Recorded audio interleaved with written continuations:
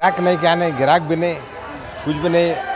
महंगाई हुई तो ग्राहक आएगा नहीं, इसलिए ग्राहक आएगा तो कुछ व्यापार होगा। लाड़न से पहला तो व्यापार अच्छा होता था, अभी व्यापार बराबर नहीं होता।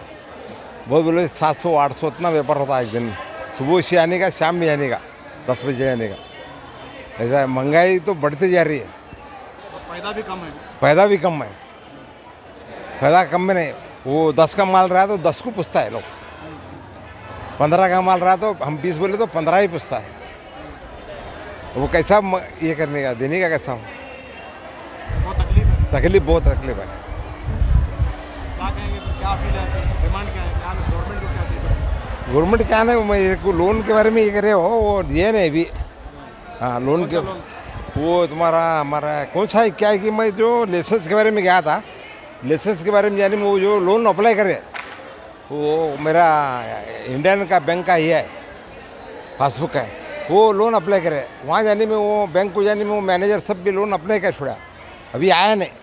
वो आए बाद में गवर्नमेंट से भी लोन देते ना माइनॉरिटी के लिए, आप अप्लाई करें। हाँ, गवर्नमेंट का बैंक है ना वो, इंडियन बैंक गवर्नमेंट से, माइनॉरिटी डिपार्टमेंट से भी लोन देते हैं। है। वो हम नहीं लिए अभी, तो मालूम ही नहीं है। नहीं मालूम नहीं।